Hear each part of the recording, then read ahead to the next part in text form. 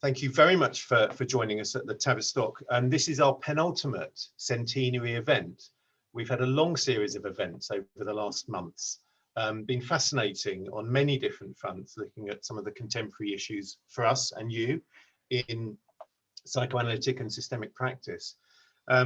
This evening we've got two world-class presenters, clinicians, academics, writers, supervisors and trainers. They're marvelous people and they work really well together as a professional clinical couple in a way. But before introducing them, we're proud of this series at the Tavistock and Portman. And from attachment theory and infant observation to applied psychoanalytic and systemic approaches, our ideas have led to changes in care, education, and beyond. So this centenary festival, and tonight is part of it, is celebrating our history and exploring contemporary issues in relation to identity, relationships, and society.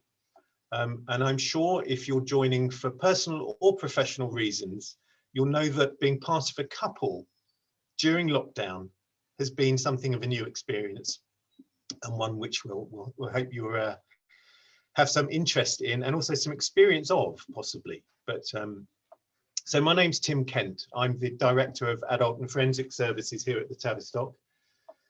And firstly, I'm going to introduce Joanna Rosenthall, who's the clinical lead for the couples unit in the adult department at the Tavistock. She's also a psychoanalyst in private practice, working with both couples and individuals. Joanna teaches and lectures both in Britain and abroad on psychoanalytic theory and the practice of working with couples. She's published a number of papers in this area. Recent ones have focused on couples who function as if they are fused and couples who can't stop arguing. So Joanna's co-presenter this evening is Leezah Hertzmann, who's a couple and individual psychoanalytic psychotherapist at the Tavistock and in private practice. She's a member of the British Psychoanalytic Council's Special Advisory Group on Sexual and Gender Diversity. Recently, Leezah was the recipient of 2 British Psychoanalytic Council Awards. Well done, Leezah. One for her work with couples in violent relationships, and the second for her work with sexual and gender diversity. Leezah teaches and publishes widely, and her most recent publication, Sexuality and Gender Now, Moving Beyond Heteronormativity, is published by Routledge in the Tavistock Clinic series.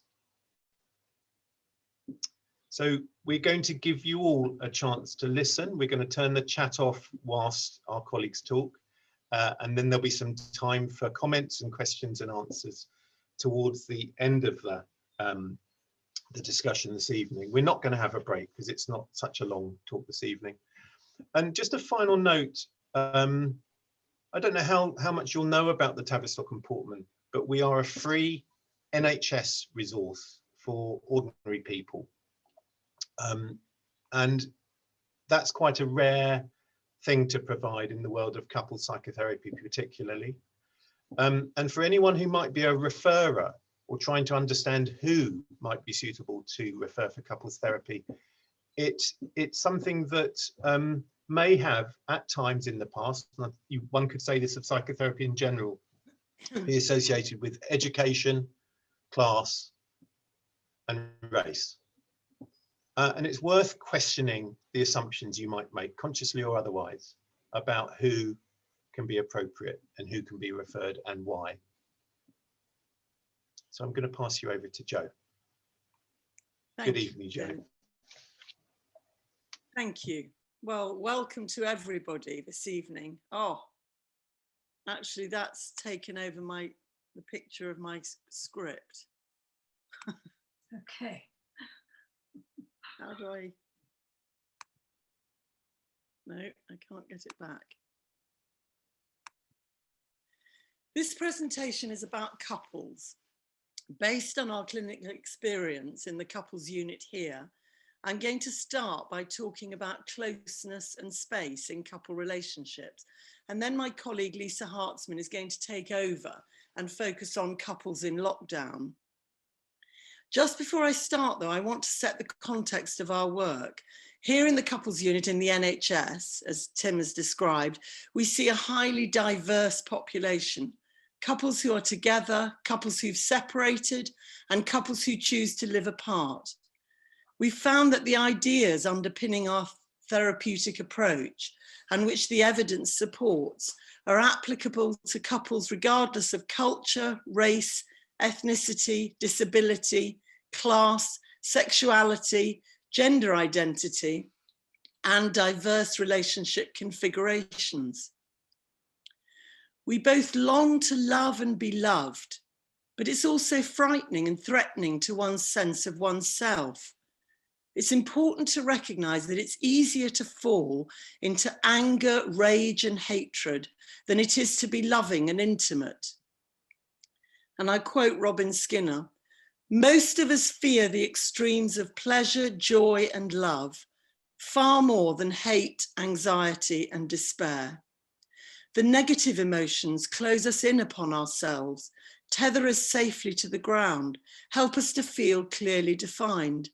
They are familiar, repetitive, known, whilst the most positive emotions encourage us to abandon ourselves and threaten change and growth, even perhaps surrender to others or to causes greater than our petty selves." For a moment, let's think about porcupines. They don't typically come together in groups, but when it's very cold, say at night or on an especially cold day, they try to huddle together for warmth and to ensure survival. But as they get very close, they prick each other with their quills and move further apart. However, when they do, they get cold again, and this drives them to move closer, back into a huddle. Back and forth they go, first together and then apart, in constant motion, or else until they can find a proximity that provides only a small amount of comfort and warmth and no pain or hurt. There's no perfect position for them to adopt. They can't get close enough to keep really warm because they'll be harmed. And if they keep distant enough to not get damaged, they'll get cold and be under threat of survival. Schopenhauer, the German philosopher, used this unsolvable predicament, and Freud quoted it as a metaphor for how we negotiate human relationships in the world, always attempting to master the intricate balance of the guardedness necessary for self-protection and the vulnerability necessary for the warmth of true intimacy.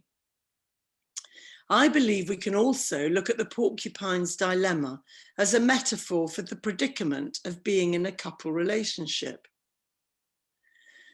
Closeness and emotional contact with others is as necessary to our emotional selves as food is to our bodies. In the 1930s and 40s, the psychoanalyst René Spitz studied orphaned babies in care. He discovered that those closest to the nurse's station thrived, while those at the end of the ward didn't do well. They showed lifelessness, stunted development in height, weight, motor function, and emotional expression. Some of the babies even died. The difference was touch and connection. The nurses would casually touch and interact with those closest to them, and this gave those infants the essential food for psychological development of mind, which allowed them to absorb the will to live. Being in a couple presents the partners with the broad dilemma of, on the one hand, experiencing enough of a sense of intimacy for each individual to feel nourished, understood, and as if they have a safe and proper home, that is, a psychological or emotional home. In other words, keeping warm enough, whilst at the same time maintaining enough of a sense of separateness and individuality, so that each person can develop as an individual, have their own sense of identity, a separate mind, their own friends, work, and the space they need to thrive.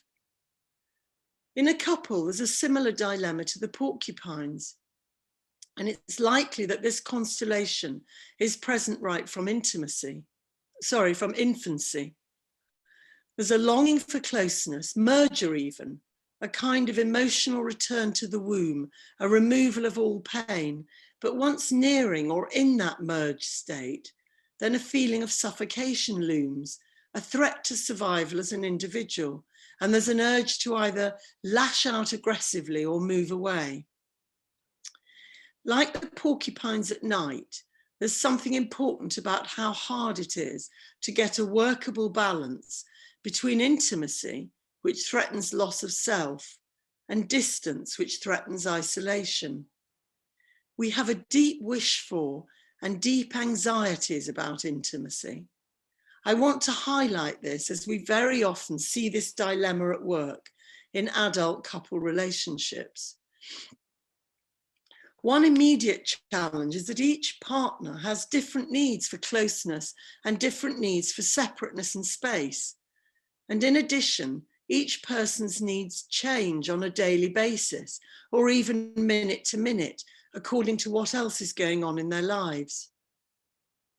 A bereavement, a promotion at work, a new baby, or even the feelings evoked after sex are examples of things that can raise a need for greater closeness or greater space. It probably won't surprise anyone here to discover that when couples come for help, it's common that their arguments are often in terms of space and separateness on the one hand, and closeness and intimacy on the other. A few quotes from couples to show you what I mean.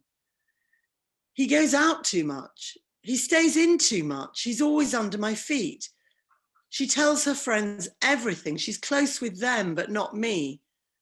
When we're in, he won't even sit on the same sofa with me. He's always on his phone or looking at a screen. I long for more closeness. I can see he's capable of it. He gives it to the children, but not to me. I love spending time with her, but then I get itchy. I need fresh air. Usually I go to the pub with my friends. What's closeness to one partner is often claustrophobic to the other. What's freedom and necessary space to one is loneliness and isolation to the other. All individuals vary a great deal on this continuum. What's clear is that being able to have the closeness and intimacy is every bit as important as being able to survive as two separate, intact identities. I want to tell you about a research test which I believe highlights at least something about the essence of connectedness or intimacy. The test was part of a study looking at the effects on 2-month-old infants of mothers who were unable to stay in touch with their infants. Psychologists filmed an infant. The mother looked into the baby's face, and after normal interaction, smiling and responding for a period of time, she then deliberately kept a still face. In the film, after a second or two of the still face, the infant started to squirm. Then he lost the focus in his eyes. He looked dazed, and then he started to jerk, his whole body making a series of uncoordinated, uncomfortable-looking movements. Finally, he started to make grimacing, false-looking smiles, which appeared defensive, but also seemed to be asking the question, "Where are you? What's happened?" What's clear from this vivid enactment was that there was a system of relatedness which had already built up, a powerful conversation in which the two minds, mothers and babies, were in touch one with another, and the still face made it break down. Without the contact, the baby collapsed psychologically. What's shocking is how quickly the collapse occurs. And of course, a couple is very different, made up of two adult equals coming together with their two histories, some of it good, some of it more problematic, and much of it locked away inside, waiting, as it were, to find its resolution in the new couple. But it's important to recognize that we continue to need a state of relatedness, not nearly as often, nor so consistently, and not in the same way as the infant. But I'd like to take this picture of the receptive, alive mother with a mobile, responsive face as a snapshot for connection and intimacy. You may wonder why I'm talking about babies, and in a minute I'm going to talk about toddlers too. The reason is that psychically, humans are historical beings, and we bring to our adult relationships, to varying degrees and ongoingly, the infants, toddlers, and teenagers we once were. As adults, understanding is often much harder. The range of inner experience becomes infinitely broader and more complex, but also changes over time and throughout a day. Some of the understanding might be intuitive and not need words, but some of our ongoing inner experience needs to find its way into words in order for the other to properly understand. Understanding, being receptive and communicating all become important parts of an adult partnership. And even then, communication can be fraught with difficulties. What one person intended to express is not necessarily what the other person heard. Couples like porcupines can never find a perfect position for both, nor can they find a perfect position at any one time. They need to be able to tolerate getting their needs met imperfectly and enough of the time, which calls for flexibility, movement, and bearing discomfort and disappointment. This asks a lot of the partners. The dilemma becomes much less problematic when the partners are relatively secure, and then they can tolerate not getting what they need when they need it, but instead they can wait and bear feeling disappointed or hurt before coming back and trying again. The relationship doesn't have to meet their needs perfectly or instantly. In a couple, we usually share our thoughts as well as our living space. We live and move in physical space, and yet it's also mental space. Its perceived shape and size is an extension of mind. Couples in therapy often talk about their living spaces.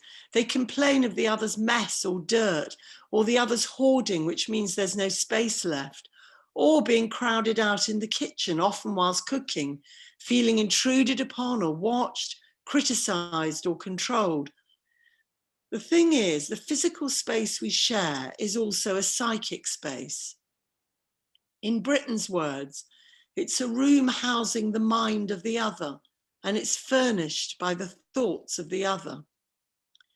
This expresses the idea that it's not just the material reality of the room that confines us or intrudes on us, but it's the psychic reality of the other person which invests the material space with meaning, so the room can be saturated by the other's good intentions, the other's desires, needs, judgments, or hatred. Montaigne, a 16th century French philosopher, wrote very movingly about how he was someone who was very permeable to other people. If his wife was upset, then he would become upset. The way he wrote about this in his diaries made it sound as if he struggled to keep himself separate from others, found himself almost contaminated by the feelings of others, and as a result found contact with others especially disturbing. This, I think it's fair to say, is an emotional problem, a psychic issue. He described having a tower built with a study right at the top, which was only accessible from the bottom of the tower. Although the tower was right next to the chateau that he lived in with his wife, he had created a building in which only he was allowed, but also one in which he could easily control the potential entry of others. He had to be free of his wife's thoughts and feelings, which would have invaded his mental space had they been in the same building. The boundary of his mind was overly permeable, but perhaps not knowing what else to do, he reached for a physical solution.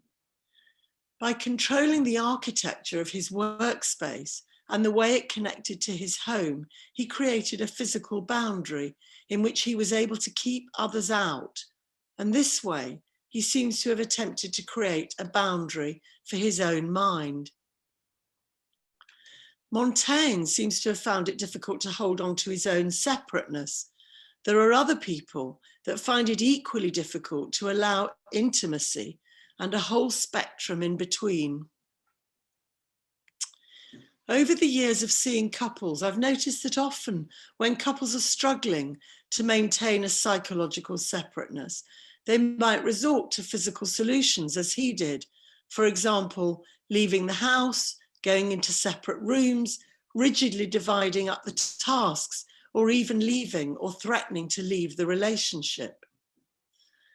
When they're struggling to achieve any intimacy, they might also come up with physical solutions, like arranging date nights or weekends away. The truth is that couples are sharing a psychic space. Their inside selves are joined together. Britton calls it mental mixing, and he means by this that in a couple relationship, we lose the ability to treat the partner as rationally, as dispassionately, or as decently as we treat other people. Something else happens. It's a relationship that we invest with special significance, and we experience it through a lens of past relationships. We might also invest the other with qualities we wish ourselves to have, and/or qualities that we do have but wish we didn't. Through the cloud of these pictures, we tell ourselves about the other, and it can be hard to have enough space left in our minds to discover who they actually are. Using the porcupine metaphor, this is when we come together seeking warmth and get too close, and as a result, they're damaged and invaded by the quills of the other creatures. Similarly, I'm describing how mental mixing can take place to such a degree that the individuals can end up in a claustrophobic arrangement in which they can't function as separate individuals, nor can they have a satisfying contact with each other, and often feel trapped and damaged by each other, and yet unable to part. I'd like to give you a snapshot from one couple who were trying to choose a holiday. They both knew that he had a preference for holidays with sports facilities and near cities where there were museums and galleries, while she preferred remote locations where they could be on a beach and in the sun. Not knowing how to proceed, he said, "You choose, I'll love whatever it is." She chose, but she chose a location that she thought he would like rather than one she knew she herself preferred. In this way, they were unable to have a straightforward communication, speak on the basis of their own preferences, and work something out together. Instead, she felt resentful at always doing what he wanted, and he felt resentful because he was unappreciated for his generous offer to go wherever she chose. This couple were unable to function as two separate individuals.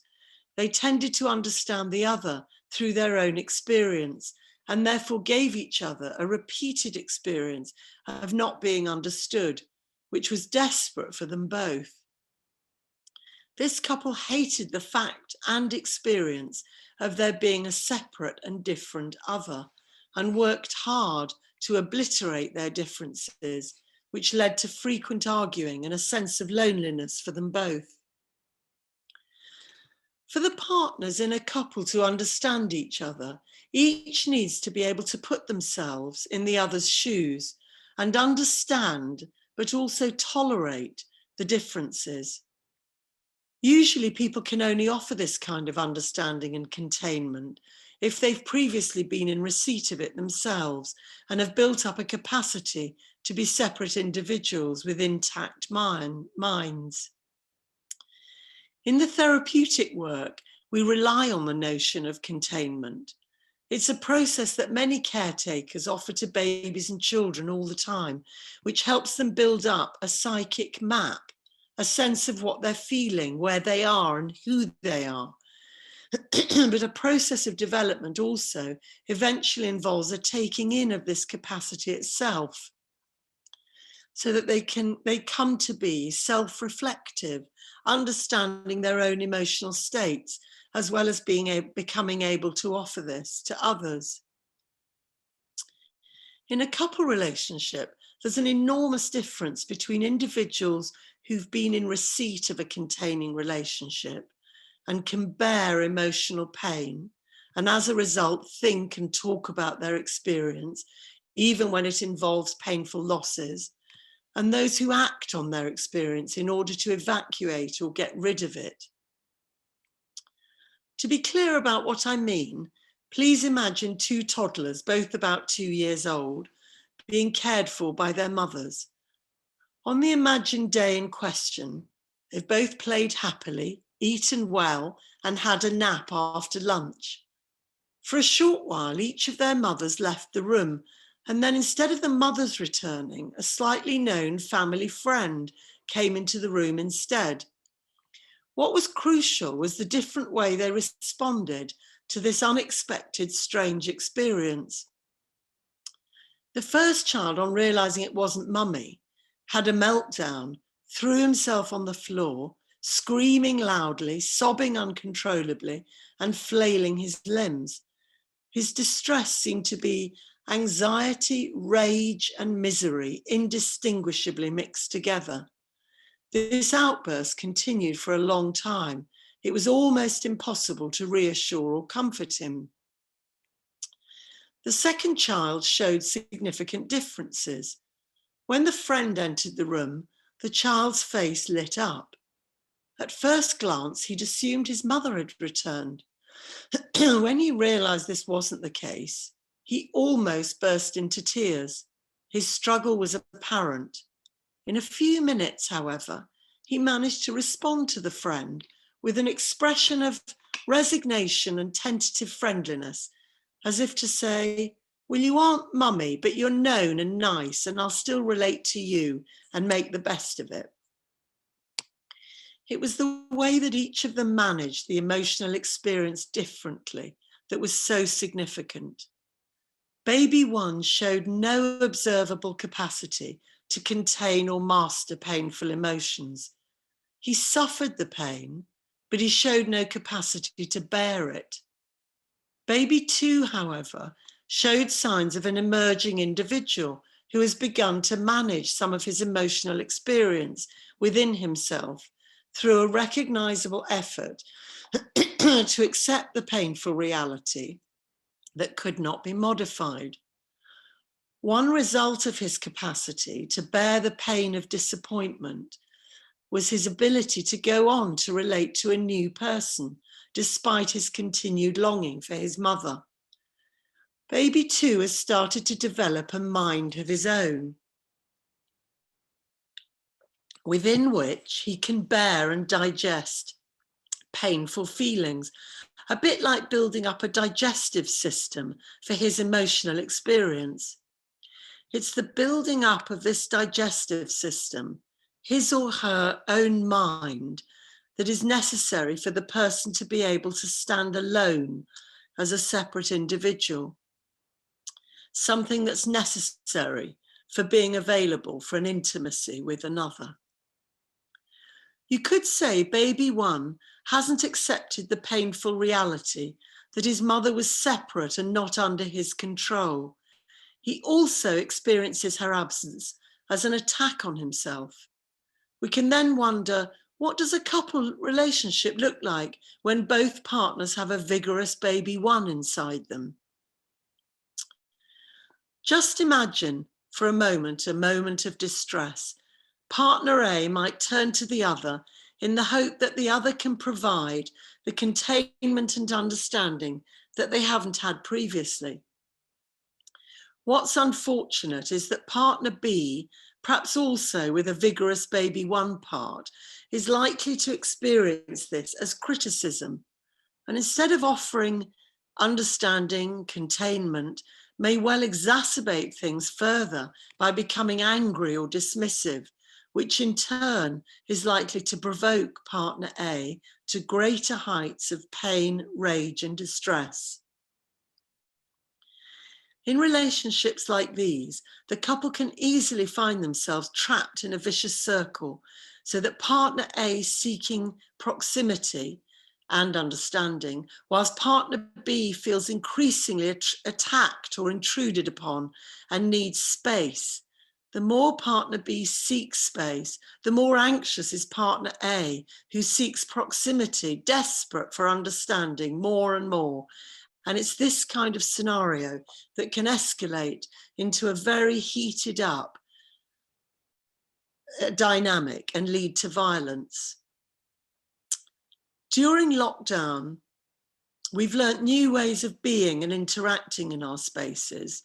Afraid of infection and for our own protection, we've collapsed our social space and lost real life face-to-face and physical touching contact in a myriad of settings, all of them usually providing psychological support or release valves, which contributed to keeping an individual stable. I believe that this in itself has placed a greater emphasis and pressure on the relationships we have in our households, especially our couple relationships. For some couples, more time together has been very positive and they've found a way of becoming closer. And for others, it's been a dangerous time because the enforced closeness can feel like a trap. The domestic violence charity Refuge has reported a 50% rise in calls to its helpline. The couple relationship in all its forms is of central importance across the whole lifespan. It impacts on the quality of parenting and the mental health of adult individuals, to say nothing of its contribution to the formation of citizens. The thing is, couple relationships are not fairy tales. They're not romantic or heroic stories of falling in love and living happily ever after as we wish they could be. They're complex, tough journeys, uphill and downhill, on rocky roads, but sometimes also reaching the heights of engagement, love, and fulfillment. They inevitably involve passion, love, intimacy, excitement, disappointment, conflict, turmoil, hate, entanglement, loneliness, and more. Journeys are hard work, so are couple relationships. I'd like to end with a thought about the way people often exchange rings to symbolize the love they share and the commitment they're making to each other. The ring is a perfect circle with no beginning and no end. But rings do have a beginning. Rock is dug up from the earth. Metal is liquefied in a furnace at 1,000 degrees, then molded, cooled, and painstakingly polished. Something beautiful is made from raw elements that have been taken violently from the ground in a terrifying environment. Much of the history of the ring is out of view, the violence, pain, and heat of it. Love is like that, and therapy is like that. It's hot and dirty work. Sometimes it becomes excessively hot. It comes from humble beginnings. It's an engagement between imperfect beings. It's the process of making something beautiful and meaningful that's also imperfect.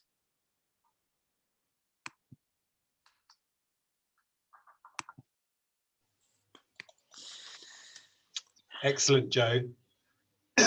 Keeping it very real at the end, particularly. Thank you very, very much. We are going to give you all a chance to comment and ask questions later on, but I think what we'll do is we'll ask Leezah to come up and speak to the second part. Thank you very much, Jo. So Leezah, you're going to speak about the paradox of loneliness. Yeah. Okay, so this is following on from Jo, being alone when together in lockdown, the paradox of loneliness in couple relationships. I suppose because during lockdown, I've heard more tales of loneliness in couple relationships, I think, than ever before.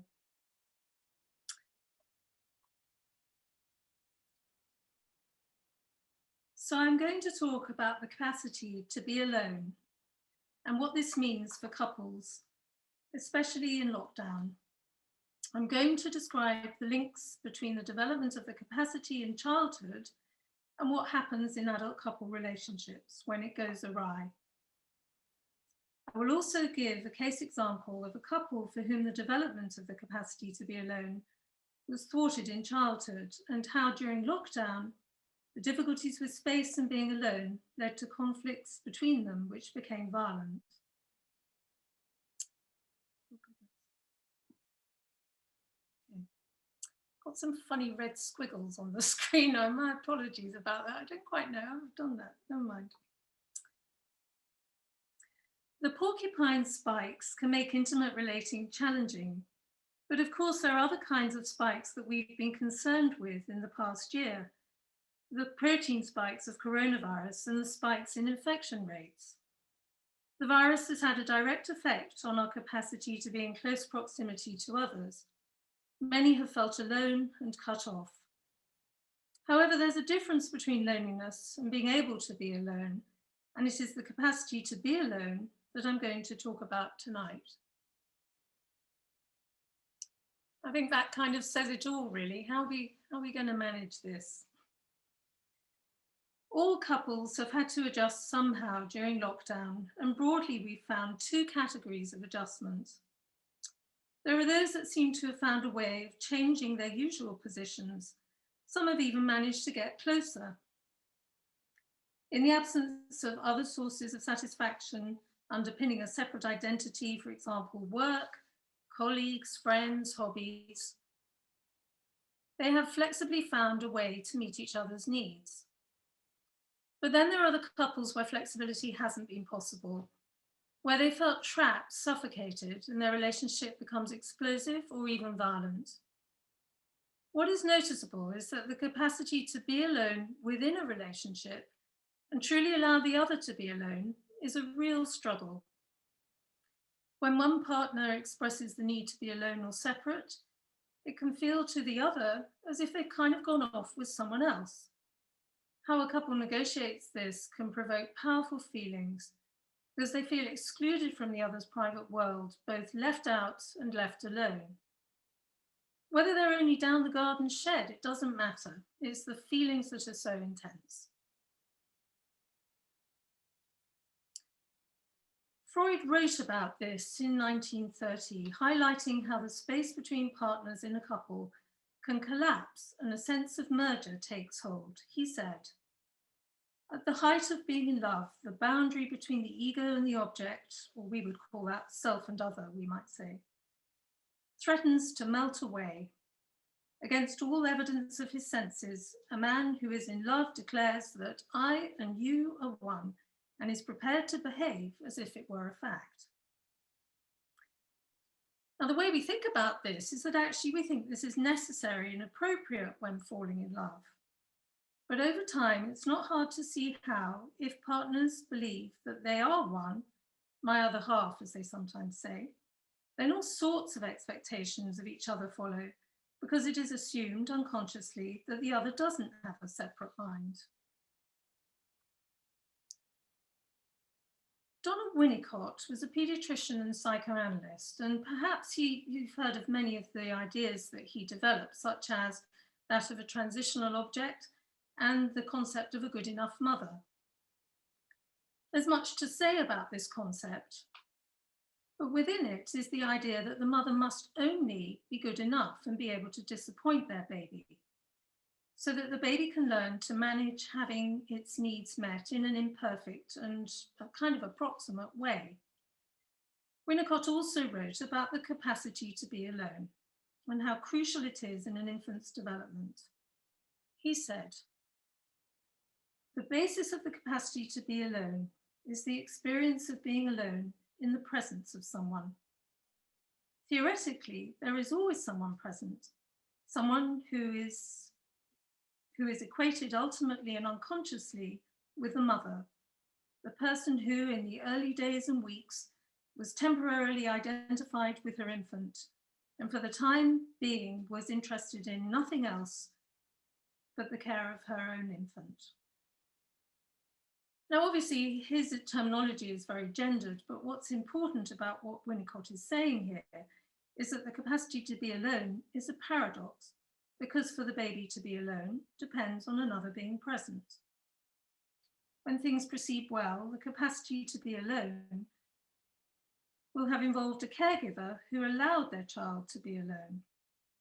The infant is able to be alone because there is a parent who also believes that space between two people isn't an abandonment, but rather linked separateness. Over time, the infant internalizes the physical presence of the other so that it becomes psychic presence. It exists in the mind and carries on being, even when two people are separated. Eventually, we can turn to these relationships in the mind as an integral part of our capacity to be alone and not feel lonely. It's about being safe in the knowledge that there is another available mind in which one carries on being despite being apart. Here's a brief example of this capacity when things go well. Lola, a toddler, arrives in the park with her dad to meet some other parents and toddlers. She's really excited about seeing her little friends and runs off to join them. After a while, she returns to her dad, taps his knee and climbs up onto his lap. She wants a hug and he holds her whilst he chats to the other parents. After a few minutes, she wriggles to get down and off she goes again to join the other toddlers. A while later, she returns for more of the same, this time to park her jumper on his lap and run off and play again. In attachment theory terms, this might be called a secure base. But what's going on here? Well, Lola returns for what we call emotional refueling, so that she can carry on playing without dad. But the only reason she can play happily is because she knows her dad is there, will remain there, and she can return to him when needed. She's free to enjoy her own little separate world with her friends, and dad is happy also to have the space to let her go off and play.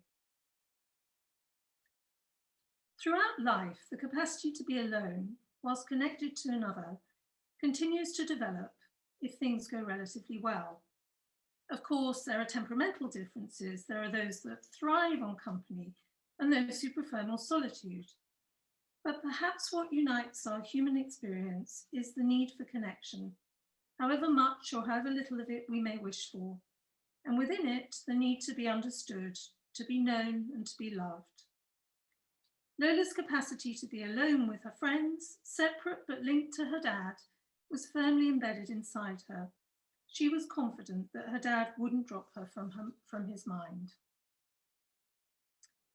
However, the development of this capacity to be alone can be disrupted by trauma, loss, abuse, or other adverse events, such as an overly close, merged relationship with a parental figure, or its corollary, the abandonment physically and emotionally by important others, such as the premature death of a parent or parental mental illness, for example.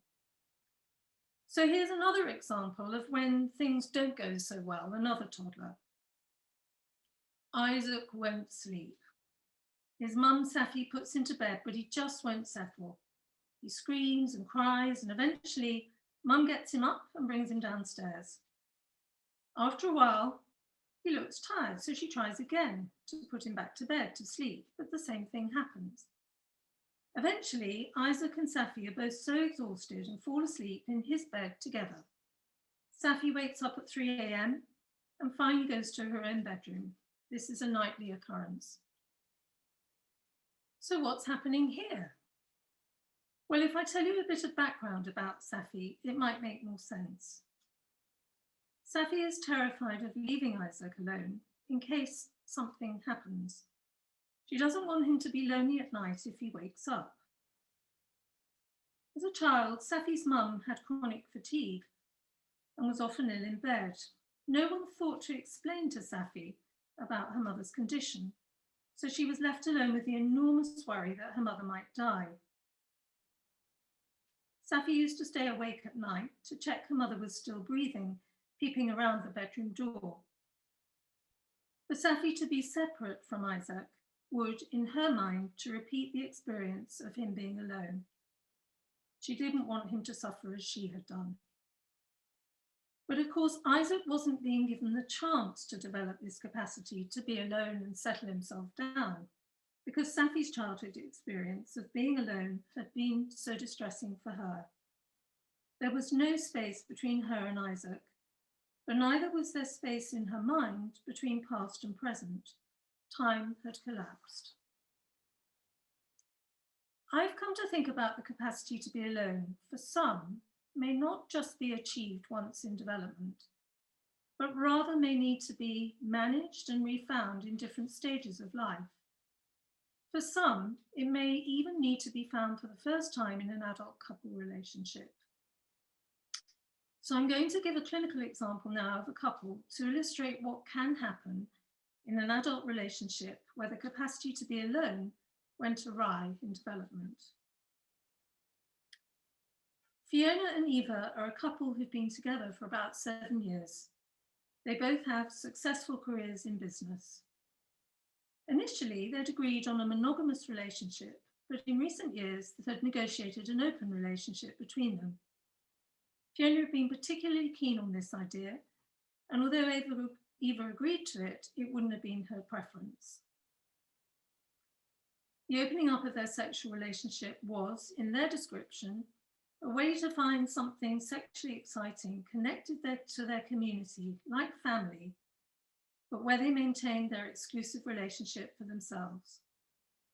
Now, it sounded as though they'd worked something out with just the right amount of space and connectedness.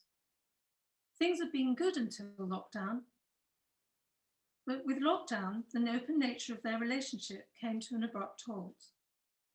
Although they did on occasions meet others for sex, increasingly they wanted to adhere to the rules and not meet up with others. Several months of being stuck at home together was taking its toll. They both worked from home now, and all the other aspects of their lives, which provided them with separate identities such as work, activities, friends, and so on, weren't possible. Fiona felt trapped and wanted more space, and Eva felt rejected by Fiona, who increasingly spent time alone in her office at the computer. Eva felt more and more resentful about this and started going out for long runs. They were living parallel lives. One morning, Eva finally felt she'd had enough, and in a fury, she barged into Fiona's office, saying, "We can't carry on like this." Fiona quickly closed her laptop and told her to get out.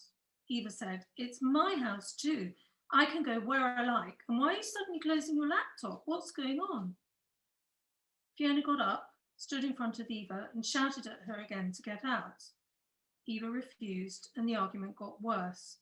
Fiona pushed her, Eva hit her back and a fight ensued. Afterwards, they didn't speak for days, avoiding each other in the house. Fiona was desperate to leave, but because it was lockdown, had nowhere to go. A few days later, Fiona noticed that Eva had taken off her wedding ring and asked her about it. Eva said, "Well, it hardly feels like we're married, does it? We're just like flatmates, siblings that don't get on anymore." Fiona was furious. "How dare you say that?"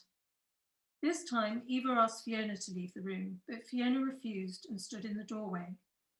Their argument escalated. Another fight ensued, this time leaving both of them physically and emotionally wounded.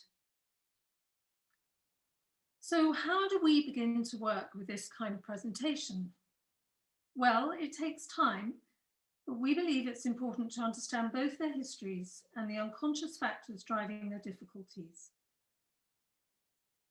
In one of the earlier sessions of the therapy, the therapist asked Fiona about the decision to have an open relationship.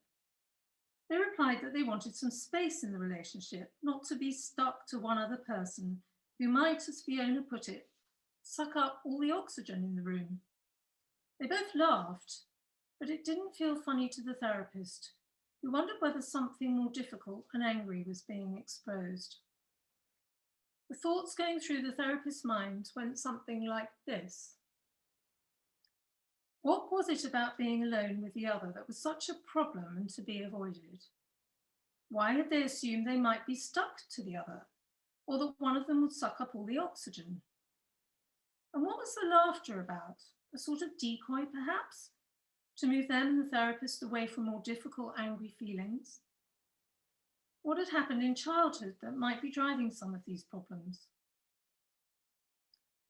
Well, Fiona had grown up with a mother who had suffered frequent depressions. Unhappily married, Fiona became her confidant. Fiona's father eventually left and remarried, losing contact with Fiona. After she left, Fiona's mother began to self-harm, and although only a teenager, she repeatedly tried to stop her. When Fiona was 14, her mother ended up in hospital with her injuries. Fiona was really frightened. She didn't want to lose another parent. So Fiona told her mother that if she ever felt like self-harming, she must let her know. They would talk about it, sort it out, to which she agreed. This way, Fiona could ensure her remaining parents survived. But the parent-child relationship had been turned on its head, generational difference reversed, and Fiona's role was now both as mother's partner and parent. During this time, she promised herself that she would leave as soon as she could and not return, which she eventually did, despite her mother's wish for her to remain at home. Fiona said that the only way she'd survive those years was the knowledge that she would always leave. Eva, on the other hand, had grown up in a family with a younger sibling with whom she had to compete for her parents' attention. Her brother had been unwell in childhood and received more attention from her parents, as well as a different set of more lenient boundaries and rules. Eva's memories of childhood were that her parents were largely preoccupied with her brother. There were times when they forgot to pick her up from school, and they showed little interest in her progress. She felt angry about this growing up, but told herself she couldn't possibly show her anger because her brother was so ill and her parents were so worried. So Eva coped by eschewing any need of her parents, being fiercely independent and self-sufficient, and convincing herself she just didn't need anyone. Perhaps as a result of this, she hadn't wanted a serious relationship until she met Fiona. When Fiona and Eva met, they described it as finding their soulmate. They both knew what it took to become self-reliant early on. They felt understood, close, and able to be vulnerable with each other.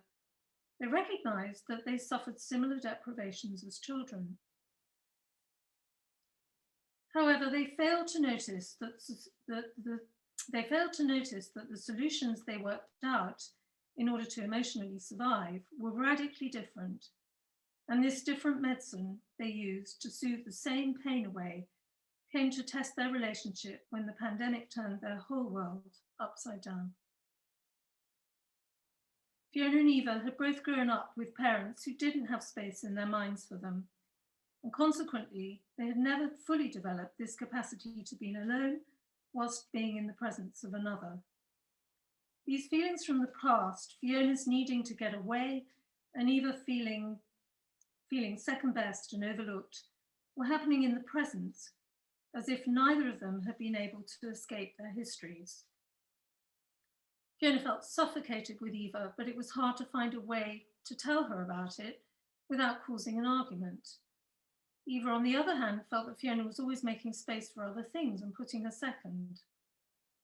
Fiona had always secretly harbored the idea that if things got difficult between them, she could leave the relationship, the very belief that had sustained her growing up.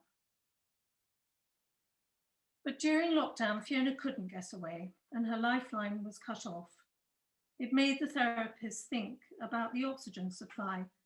Perhaps the promise of being able to get away was also like oxygen for Fiona. Knowing, imagining that she had always had an escape route, a back door to slip away, made it possible for her to be in a couple relationship. But the usual option was an option no more. The lockdown blocked up her safety valve. For Eva, developing defensive self-reliance in childhood had necessitated her splitting off and pushing and parking her feelings of need somewhere else in her mind. This way, the feelings weren't available to be known. These carefully erected partitions had been shattered by lockdown. With other outlets no longer available to mask her need for an intimate other, the long suppressed feelings of desire and need all came flooding back in. These were newly felt feelings for them both, destabilizing and nearly unraveling their relationship. Now, what the couple came to know about in therapy was how very frightened they both were of letting someone in so close that they're fully seen in their intimate emotional nakedness, all spikes and needs, if you like. The couple also shared a fear that if they were to allow this, they would fall into each other and never get free, as if caught by the sharp spikes. The anxiety that if they got to be really close, they would just be taken over, their individuality wiped out for good, could now be thought about and stayed with rather than fled from. So finally, just a few more things I want to say. We believe that there is something unique about the transformative potential of couple therapy informed by psychoanalysis. In the therapy, it is the enacted nature of the relationship which exposes the unconscious worlds of both partners as it is played out in the presence of the therapist. The position the therapist takes is one that allows them to get close enough to become intimately engaged in each partner's interior world without becoming stuck on the spikes, falling captive and losing their own capacity to be alone in the presence of the couple.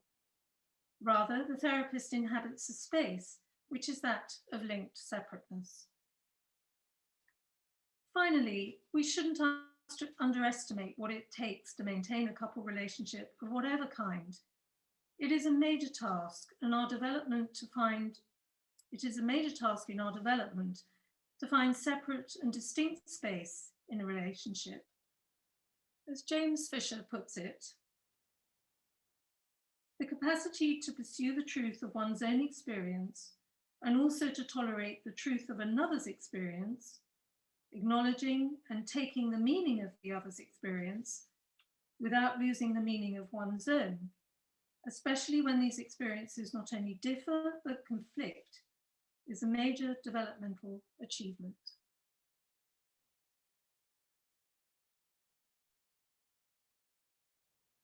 Thank you. Thank you very much, Leezah. That's marvelous. So accessible, full of feeling, emotional truth and pain. And I suspect some of you probably like Joe's summing up with hot, dirty and painful work. So we're going to turn the chat on. We welcome your thoughts, reflections on the material presented, but also questions if you like. If you don't feel like speaking, do put it in the chat, please. Use the reactions at the bottom of the toolbar if you want to do that. And it might be easiest if you'd like to speak or comment, if you could use the either put your hand up, but you won't all be visible at the same time, or use the raise a hand function, which if you're not sure about where that is, it's at the bottom of the screen where it says participants. And if you click on participants, you'll get another screen up, and there's 3 little dots where you can raise a hand.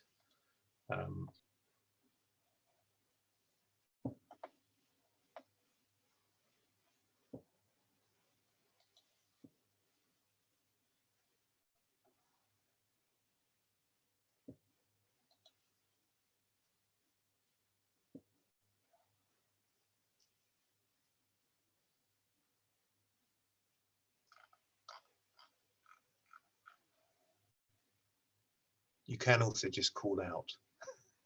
Perrine has her hand up, Tim. Perrine? Okay.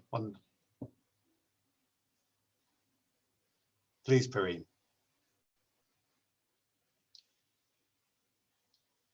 You just have to unmute yourself.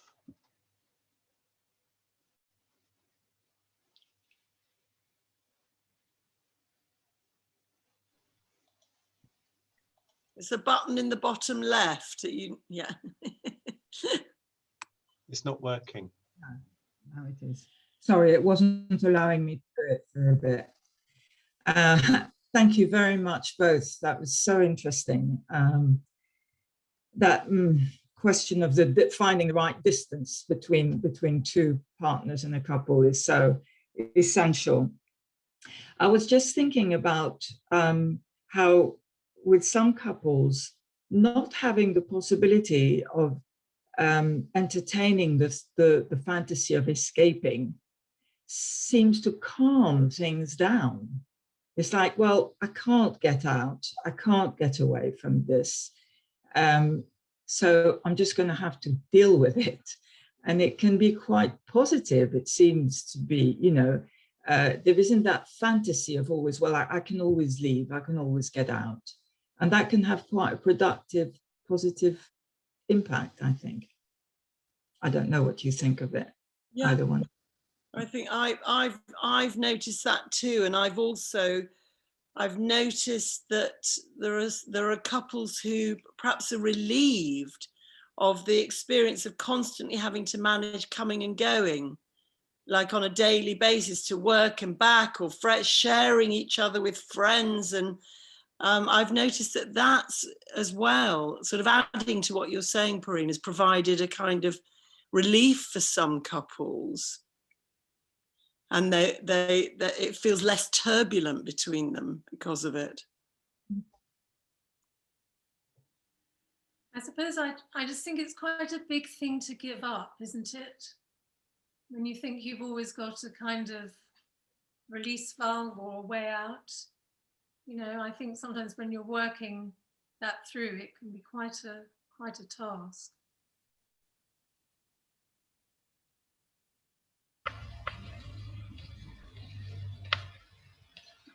Is that Allegra?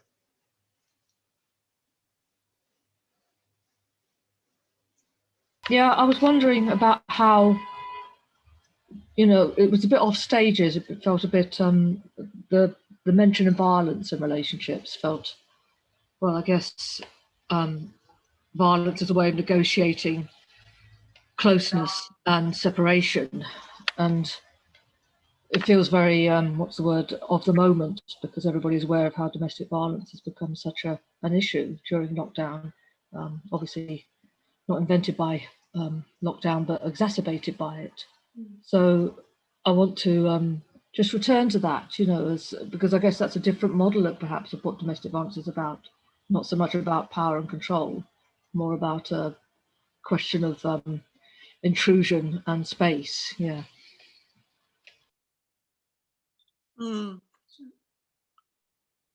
mean, I can. Do you want to say something, Leezah? I could say a little. I could start us off anyway, because I think maybe that we can see a dynamic in couples. I think very often in the work where there's something about their dynamic which might lead to a kind of violent outburst, even if it's not physically violent, and sometimes is physically violent.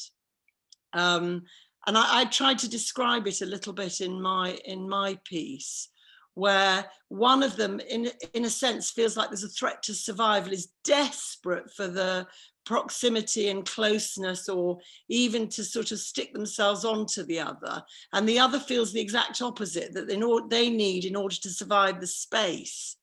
And so a very heated up dynamic gets going, which I think can end in a sort of a violent hitting out. I think it's important maybe that we're describing in that it's a kind of situational violence where there's something that's come out of a dynamic between two people, which is very different to the kind of coercive, controlling violence that you sometimes you hear about a lot in couples, but may not be the kind of couples that could benefit from the sort of therapy that we're offering. Yeah, you want to say something more? Yeah, I suppose just to add to that, I mean, there are different kinds of violence, like Jo was saying. There's the coercive controlling, and then there's this reactive couple violence. And I suppose often what we see is sort of couples where arguments have got out of control and where they're even quite frightened themselves that they've ended up being violent towards each other. And then others for whom it becomes a currency, a way of relating. I think, you know, Joe and I both have conversations with colleagues about working with couples where there is coercive controlling violence. You know, that's a very particular kind of couple dynamic. But I'd say the sort of, it is one of the things that certainly, I guess, we've certainly seen more of since lockdown. It is like a sort of pressure cooker for some couples. Can we, thanks Leezah, can we go to Nessan? Nessan, are you there? Hello. You had your hand up. Yeah, it's Mason, sorry. It's just two parts actually. The first one was what role do our wider families play on the Porcupine couple in terms of the pressures and also helping alleviate those pressures? And sorry, a cheeky second question. In my situation, sadly, we are going through a divorce, and we have a 1-year-old son who just turned 1 on the 8th of March. And our journey into co-parents is crucially important to our son. I won't go into details, obviously, because my wife isn't on the call. But how, if we identify ourselves as a porcupine couple, and we're making headway to try and be less prickly, what can we take into the co-parent journey? Does that make sense? Or am I just waffling? Sorry. Well, I'm not sure quite what you were saying about your. I can certainly say something about how we often see when we see couples that there can be a dynamic that absolutely repeats itself with the children. And I had one couple who I'm always grateful to, because they came and they used to have violent rows, which were terrifying to them both. And they gradually, over the course of therapy, started to be able to put some of their feelings into words. So that was the first step, to be able to find words for their inside experiences. And then there was the chance that the other person may understand, and that something different could happen.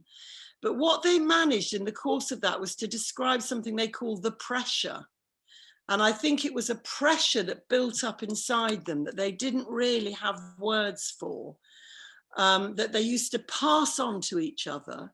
And then on one occasion, they described to me how he would pass it to her and then she would pass it to the child, either by screaming or by incredible amounts of distress or some sort of acting out. And I mean, that's an attempt to answer your question about the wider family, because I think the wider family are very involved in very similar kind of dynamics that we see in the couple relationship. But the couple itself has got a chance, in a sense, to not spray their family, you know, with what I've been calling the pressure, sort of unmentalized contents of their minds. I'm sorry, that doesn't, I know you asked something important about separating. No, that was great, sorry, yeah. And the second bit was in terms of being co-parents. If understanding certain feelings and needs weren't met, you know, with the porcupine prickliness, how I guess it's important to, even more important on the co-parent journey, to identify these and keep talking. And would couples counselling, sorry everyone for taking over, but would couples counselling work in a co-parent setting as well, or not? Leezah? Thanks, Joe. Yes, it would. I mean, in the unit, we see couples who are separated together, people who've sort of been divorced for years, perhaps sometimes, and then with some kind of life stage for their child or children, get into further conflicts again. They might even be married to new partners, or, you know, whatever. So yes, it is possible.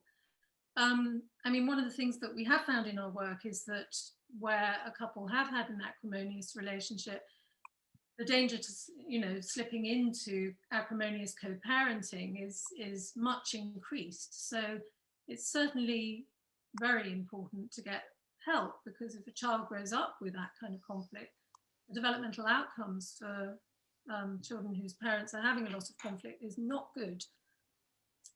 Yeah. Thanks, Lisa. Lisa, I'm sorry, I'm going to move this on because we've got a few people wanting to ask questions. And for anyone who's sort of seriously interested in considering couple therapy opportunities, do speak to your GP as well as us, and look us up on the Tavistock and Portman website.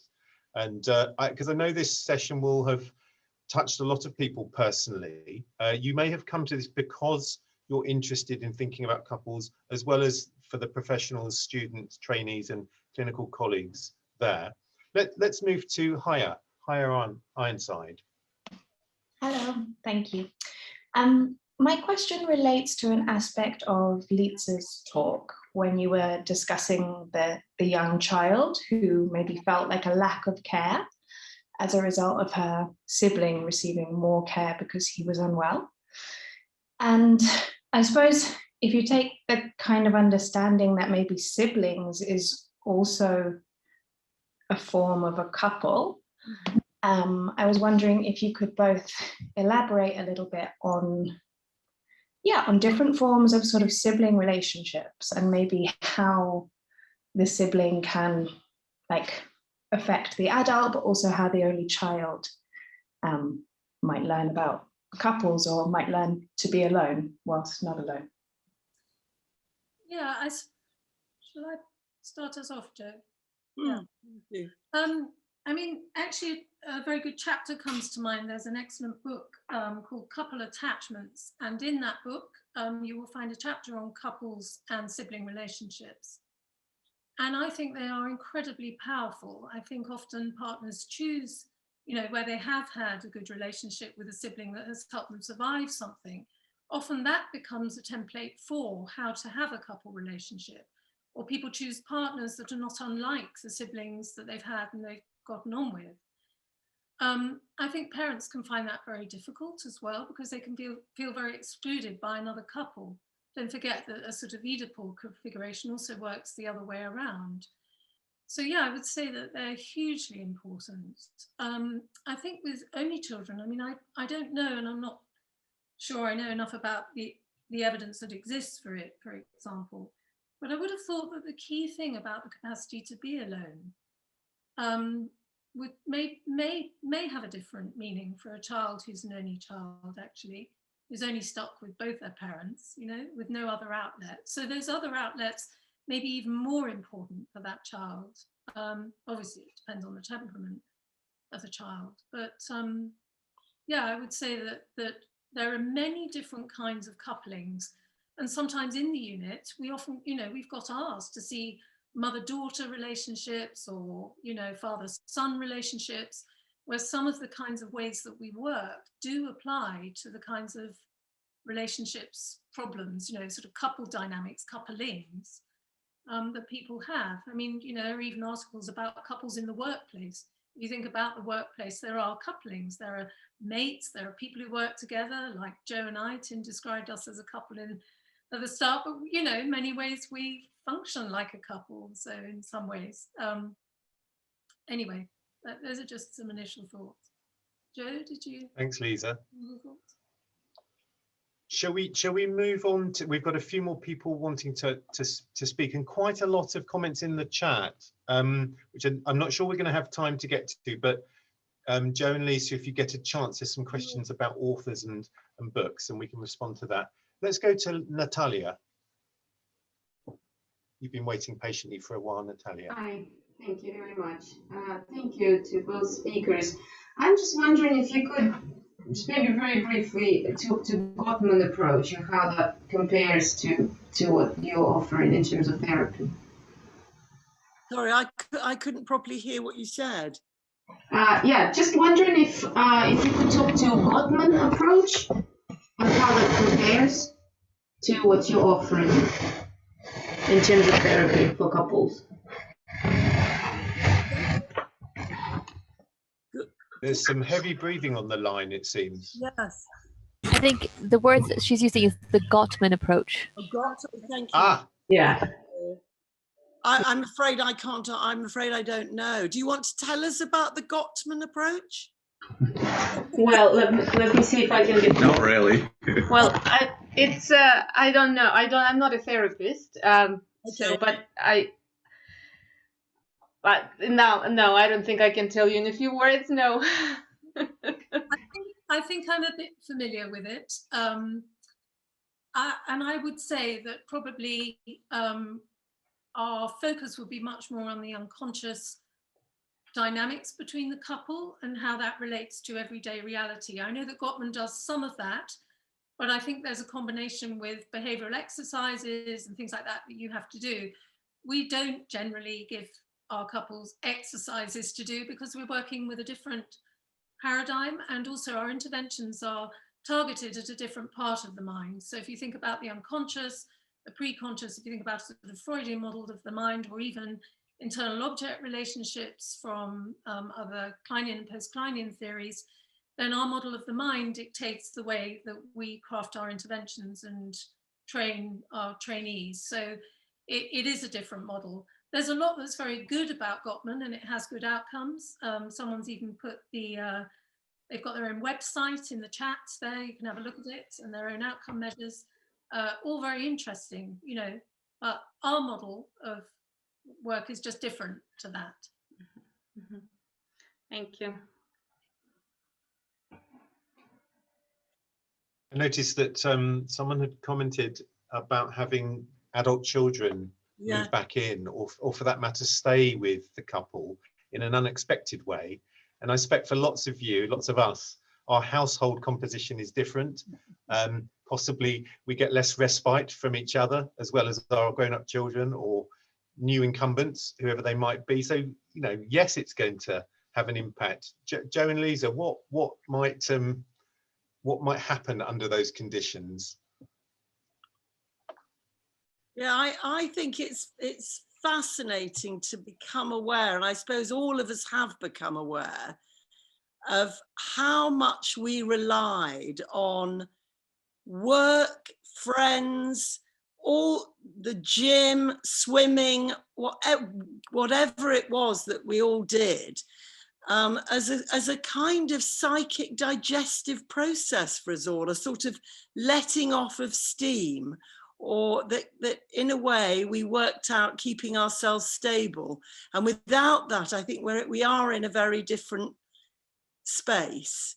And I think that, you know, in a similar way, people coming into our household, it's not about loss, but it's about adding in other people, if you like, into the intimate arena. I think it has it's a huge challenge, because it involves negotiating distances and intimacy with a whole set of people who come into, if you like, the couple arena. They're within the couple arena, not right inside it, but if you like, sort of very close to the edge of it. So I think, I can imagine that adult children moving back in with you, when you've sort of, I think you renegotiate something about your couple relationship when children leave. And then I can imagine, although I haven't got adult children moving back in with me, I could imagine that, again, it requires a kind of renegotiation of distance, and also the boundary of the couple relationship, which children tend to challenge all the time anyway. But yeah, my sympathy.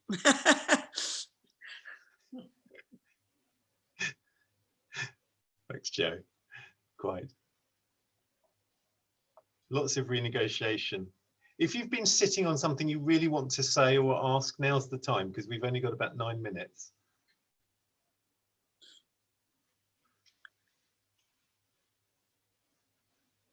Well, there's lots of people who know a lot about couples here, or I think, as we all have, or many of us have experience in one way or another, but there are also a lot of people who work with couples here, if we wanted to open it up a bit.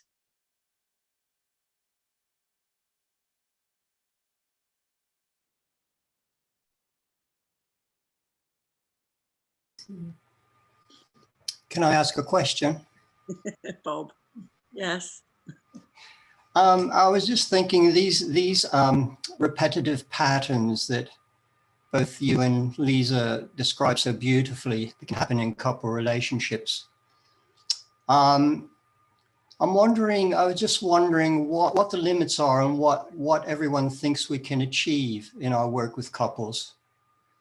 You know, can I expect to do more than help those patterns kind of decrease in frequency, maybe intensity, duration of the conflict after the pattern occurs again? I mean, I kind of think that's, you know, if I'm doing some of that, the couple's doing well, but I'm not sure I can do much more than that, but I'd be interested in what others think.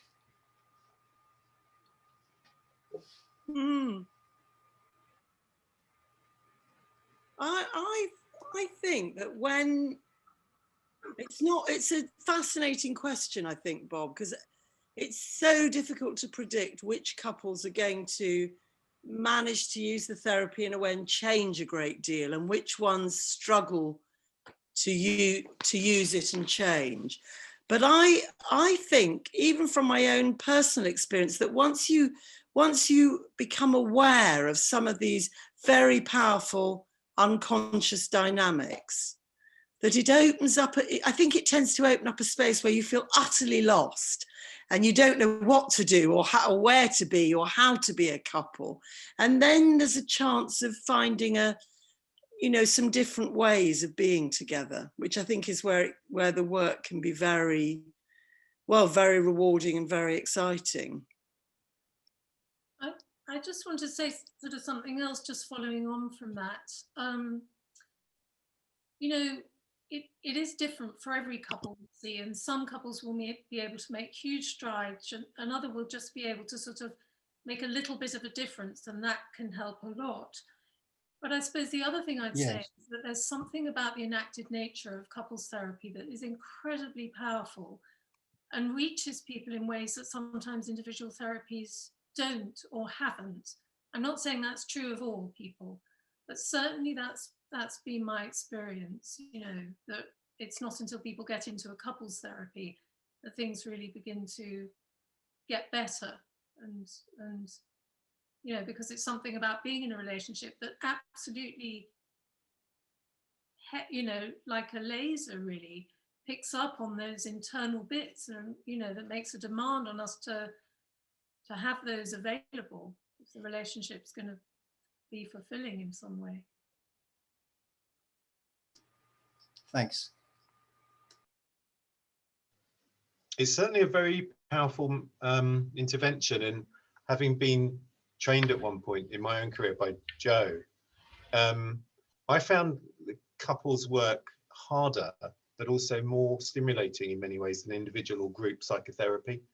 And I know some couples who've been through the service, and many, many years later, a bit like with a good medication or a good series of dialysis, they feel the after effects decades on, and the impact on their familial relationships with children, qualitative, relational and sexual changes and sustenance. So it's a very powerful intervention. And as I said at the beginning, it's free. And it's a very rare beast to have a psychoanalytic couple service in the NHS anywhere in the world. Tim, there's a question in the chat about life cycle. From Sheila. I just wonder if it's quite important to say something about that before we finish. Please do. Yeah, I mean, I would say that, it is life cycle work, and we see couples throughout the life cycle. And actually, with an aging population, many more older couples starting therapy in their 70s, actually, or even in, thinking about splitting up in their 70s, I mean, lots of ways to understand this, but it's been quite striking. So yes, it is something that trickles and change over the life cycle of a couple for sure. Topic for another time, perhaps. Maybe one of the things that's coming up that I think is is about the difference in couple work. And I think a lot of couples sort of feel very uncomfortable about this at the beginning. And it's that you come with your partner. Obviously, you come with your partner, and the partner is not under your control. So the partner might say all sorts of things that you didn't want them to say, or you wouldn't have said, or you wouldn't have chosen them to say. And I think there's something about that lively dynamic that can really be a force for exposure, but also a force for something to change. That neither partner is entirely in control of what's said. I think it is very different in that way, actually. Of course, sometimes, you know, one person really does move towards change and the other might work against it. That happens too. But it's different, certainly different. Joe and Leezah, a couple of requests. Lots of thanks to the speakers. Thank you everyone who has put those comments in and joined us today. A question about referral. Other than GP referral, are people able to self-refer or contact us directly, or do they need to go through their GP? Yes, I mean, we can only take referrals from other mental health professionals who people are involved with, or from the GPs. Yeah. Okay. Thanks, Joe. So I think we need to wrap up, and I wanted to give a heartfelt thanks to our colleague Ghazal, who from our communications team, and also to Law from our communications team, who have been in the background, and Ghazal has helped us greatly in setting up the event, helping with the technical stuff and really guiding us through. So thank you very much, Ghazal. Thank you all for joining us. And Leezah and Joe, really excellent talk, particularly coming towards the end of our centenary year. I'm very happy to give you the last word. Not the last word, Leezah. Mutual couple giggles. I was hoping you would do it. See, they're a great couple. Well, I could give you a quote from George Eliot that I read today. Or the Rilke quote. Can you do it in 1 minute, Joe? Okay. We're just about to say goodbye. Okay, I'll be very quick then. From Middlemarch, of course, she talks about marriage rather than couples. Marriage is so unlike anything else. There's something even awful in the nearness it brings, which I think that's what we've been talking about. Of course, there's something wonderful as well, but there is, yeah, it's both. Leezah? No, I couldn't put it any better, really. Okay. Thank you, everybody, for coming and participating.